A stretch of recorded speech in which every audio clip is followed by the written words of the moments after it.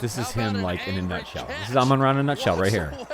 St. Brown just wrestles this one away. He is big. He's awesome strong. Play. He's got powerful legs, and he has been the clutch target. But look at what they've done. Oh, he was so huge this game too. He's always huge. Sun God. What's happening, sports fans? Thank you for coming back for another video. I am your host, Johnny Gaz. Today we are jumping back into the Detroit Lions, one of my favorite topics.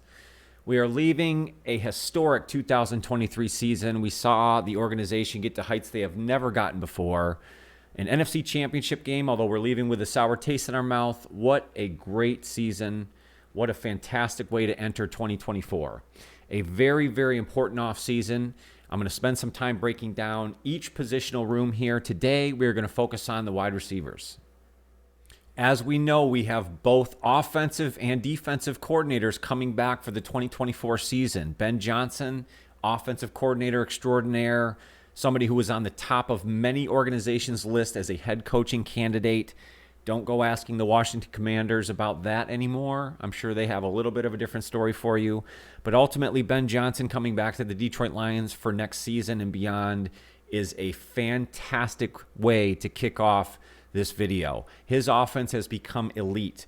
The way that Jared Goff is able to work the play action within his offense, the way the running game works off of the offensive line, and then the wide receivers, which is our focus today, the way that they become a part of that offense, playing off of that play action, short, intermediate to medium routes are huge within the Ben Johnson offense, and we're going to talk about that in detail as we go through this video. So let's dive into the wide receiver room. We're going to start by looking at the depth chart and statistics as we left the 2023 season. We're going to look at the free agents heading into 2024 and potential targets. We're certainly going to talk about the Brad Holmes approach and the organization's look as we head into next season. We'll look at the Amon Ra St. Brown contract. That is a huge part of this discussion today. We'll dive into that in detail. I will also give you my final thoughts and recommendations and what I think the Lions should do with that receiver room as we enter 2024. All right, let's start by looking at the depth chart. Leaving 2023, the NFC Championship game, we know what the wide receiver room looked like. Amon Ra St. Brown is their feature, their number one guy, their everything at wide receiver. Jamison Williams, at that point of the season, was their number two. He made a flash play in the NFC Championship game and was really looking good ending the season in 2023 and into the playoffs. It would have been very interesting to see what he could have done in a Super Bowl. Josh Reynolds, a very key piece to the organization over the last few years. Unfortunately, he did leave us with a little bit of a sour taste in our mouth. We will focus on him. He was kind of the number three option as we left 2023. Khalif Raymond, although he did not play in the NFC Championship game due to a knee injury and ankle injury, he, again, was a big piece to the offense in 2023 and even before that, and he will be moving forward. He was sort of that jack-of-all-trades, returner guy as well. He is a big piece to this. Past that, we're kind of talking about guys that will really struggle to make the team, make the cut, or be a part of this wide receiver room as we enter 2024. Donovan Peoples-Jones, Antoine Green, Traquan Smith, who was a pickup after the season, Mo Alexander, Tom Kennedy, and Darius Fountain. Again, all factor into practice squad, guys that may or may not make the team. We won't spend a ton of time on those guys here, but I want to make sure they are mentioned in today's video. Also at the tight end position, we know Sam Laporta is their number one guy. He was maybe the best tight end in the league last year, and it's debatable. But as a rookie, to even say that is just an incredible, incredible feat. He's going to be a big factor in this offense moving forward, so we want to mention him. There's a few guys, free agent-wise, that will factor into that room as well, so we'll talk about that. Leaving the 2023 season, we had injuries to the tight end room, so Anthony Firkser was actually their second tight end.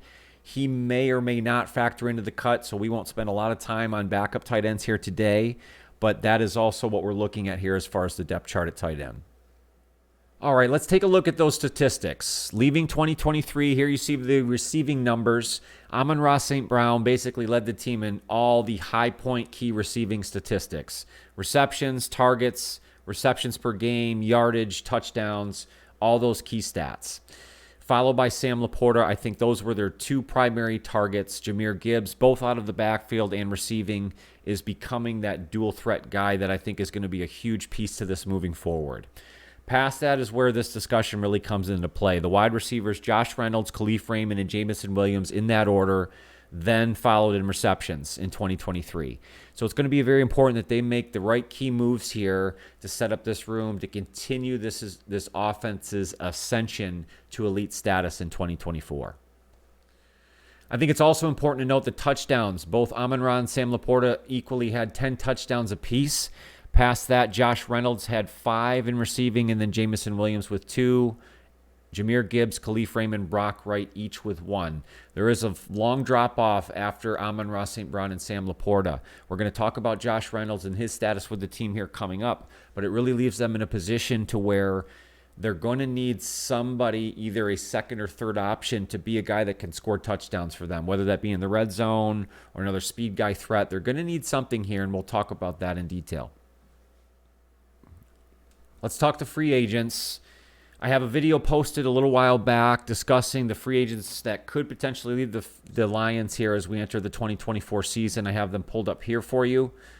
Let's look at the wide receivers and tight ends specifically. Josh Reynolds and Donovan Peoples-Jones are both unrestricted free agents as we enter 2024. Shane Zylstra and Brock Wright are both restricted free agents as we enter 2024. Let's focus on Josh Reynolds. Again, he's primarily been their second option at receiver the last few seasons. Brad Holmes, Jared Goff have a lot of trust in Josh Reynolds because he spent time with them with the Rams before coming over to the Lions. He's been very reliable. He's been available and dependable in this offense. Unfortunately, he leaves us with a very sour taste in our mouth in the NFC Championship game. He had a few drops there that really hurt them. There were a lot of other factors that played into this. Again, I have a video posted on why the Lions lost the NFC Championship game. Go check that out. But going back to Josh Reynolds here, he's been a very solid second option for them for several years. Now, is he a game breaker? No. Is he the guy that you want to really move into the future with? Not really, because he's a little bit older. He's now going to be working on 30 years old, I think, entering the 29 years old. So you got to think about how many years you have left, and really based on that and the production you're getting out of it, is he going to be worth the money he's going to demand? Now, this also may be a situation where he means more to the Detroit Lions and the organization than he may mean elsewhere. So they may be able to get him back at a very low rate, at a very low discount. His market value here says $7 million. Comparisons to Devontae Parker, Marquez Valdez-Scantling, Cedric Wilson. You know, those guys around the same age. I don't know that he gives you the same as, like, let's say Devontae Parker does. And again, because I think he means more to the Lions elsewhere, I don't know that he's necessarily going to get $7 million. So if we can get him back on a 1 or 2 year deal, you know, maybe a little bit less than that, I'd be okay bringing him back. Again, he is very reliable and they do trust him. So in the end, you know, I think they make an effort to re-sign him. I think just to keep that depth. You know, they're hoping that other pieces within that room take the next step up. Jamison Williams obviously is that guy. They really need him to take that next step, move to the next level, and continue his ascension in that room so that Josh Reynolds becomes the third or fourth option and not your second option. That then can justify the money that you may pay him this offseason. Donovan Peoples-Jones, I think, is a different story. I don't think that he necessarily gave you what you were hoping for. I mean, really, it was a depth piece. You picked him up as a free agent during the season here because of some injuries you had in that room. But statistically, he just didn't give you much. I don't even think he had a statistic in the playoff and really wasn't in the lineup much. So he's a guy that's expendable. I don't know that you bring him back unless you truly need guys in that room and you can get him at a very low price. Now, at tight end, the Lions seem to like both Shane Zylstra and Brock Wright. Both of them were injured leaving the 2023 season. They are both restricted free agents, and ultimately they may just bring both of those guys back sort of on a hometown discount deal. Neither of them break the bank, and because you have Sam Laporta, because you're going to have to probably either pay him, and we know we're going to have to pay other guys within the organization. We'll talk about that here in just a moment. I think that definitely one of them comes back for sure, if not both of them, which kind of complete that room. Now let's talk about free agent targets, specifically at wide receiver. Let's start with the Brad Holmes approach. We know in his season-ending press conferences, he has indicated to basically everyone that they are not looking to make huge splashes entering the 2024 season. They know they have pillars and foundational pieces they're going to have to pay big money. So this idea that they have a bunch of money to spend, I think $61 million is the number we have. In a previous video where I talked about potential free agent targets, one of my biggest focuses was that they're not going to overspend. They're not just going to throw money at people, and they just really don't have that money when you think about what they're going to need to allocate to those big-time players, those foundational pieces. We said about $45 million in effective cap space. Well, I think that number was inaccurate even at that point because it didn't factor in big money that could be paid to Jared Goff, big money that could be paid to Penei Sewell, and the player we're going to talk about here in just a moment. So here is a list of potential free agent targets at wide receiver. Knowing the Brad Holmes approach where they're not just going to throw money at folks, I honestly don't think they're going to pour money to a free agent in the 2024 offseason. I really don't. Guys like T. Higgins, Mike Evans, Michael Pittman, I think those guys are either going to be franchised or re-signed with their teams. That leaves guys like Kelvin Ridley, Marquise Brown, Darnell Mooney, other guys on this list here that could be available to the Lions. But again, are they willing to spend the money at that position on top of what I think they're going to have to spend on their in-house players? I don't think that's going to be the case. So as much as I would love to say we could add one of these top guys here, I don't think the organization is going to spend that money. So no, I don't think there's going to be any free agent big-time names brought in this offseason. Oh, sorry. Let's talk Sun God. Amon Ra St. Brown. This is maybe the biggest point of this video, right? Is what do we do with Amon Ra St. Brown? What do the Lions and the Detroit organization do with Amon Ra? There's been a lot of talk lately on sports radio and YouTube land about the pillars or the foundational pieces that the Lions have. And one of the questions was, is Amon Ra St. Brown one of those pieces? Some people would make the argument positions like running back and now wide receiver are expendable. So why would you pay guys like Amon Ra St. Brown big time money when you could draft someone on a rookie contract deal and continue to just to feed that position, right? Rather than, pay this guy or overpay at that position. Well, I think you rethink that whole deal when the player that you're looking to pay is one of those foundational pieces. I really believe that Amon Ra St. Brown is a pillar for the Detroit Lions organization in so many ways. But I think the biggest reason why is his work ethic. Dan Campbell always pushes grit as this culture. And there is no wide receiver that exemplifies grit more than Amon Ra St. Brown. And we opened up with his video here today showing that, showing a highlight of that. Well, he is a chip on your shoulder type of guy. He's a 200 catch a night type of guy. We've seen those stories and heard that before. That's the type of player you want in this organization. So you pay that player. Not only is he a superstar, but he's that guy. So I think the Lions should do everything they can to sign him.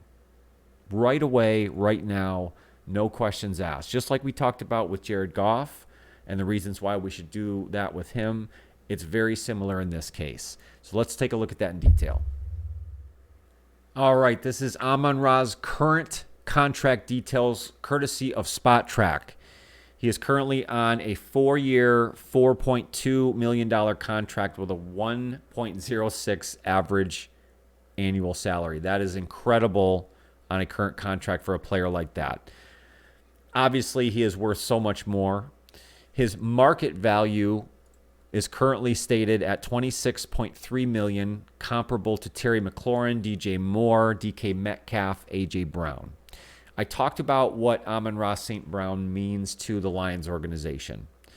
I think the 4 names I just have given you there, to me, in comparing what I've just said, he is more important to the Lions organization than these 4 guys are to their organizations. So those comps to me, although money-wise, age-wise, maybe statistically make more sense, I think that he's worth what the market value says here.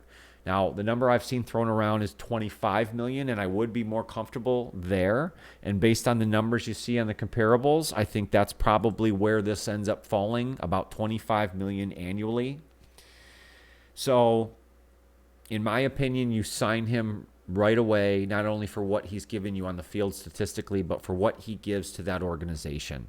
There are so many positives to Amon Ra St. Brown, and you have to do what is necessary to sign him right now. All right, guys, so my final thoughts, the Detroit Lions wide receiver room as we enter the 2024 offseason. We just talked about Amon Ra St. Brown. I think you need to do everything in your power to sign him now. If you sign him now, you don't wait. You get the dollar amount that makes sense right now. Don't wait next year because that dollar amount just goes up. That allows you to reassess other positions, potentially sign other pillar players that we talked about in this video at their high contract price as well, and it opens up some other options. I think that is your first move at wide receiver. Sign Amon Ra St. Brown. I think you then also re-sign Josh Reynolds. That's what I would do. I think it, again, solidifies that room. You continue your continuity as you head into 2024. If you don't re-sign him, and even if you do, I think you also look to supplement that room with another player at the end of the draft. Maybe somebody that you like towards the 4th, 5th, 6th, 7th round. I don't think that the free agent list that we looked at has any true targets that make sense for the Lions. So again, at the end of the draft, I think makes more sense for you to add to that room and continue the depth that you have built behind those key pieces in Amon Ra St. Brown, Jameson Williams, Josh Reynolds, Khalif Raymond. I think those guys combined with Sam Laporta at tight end, of course a little luck with some health, the Ben Johnson offense, you have a really good mix as you head into the 2024 season. I think a lot of good things are ahead for the Detroit Lions. The wide receiver room is a big part of this.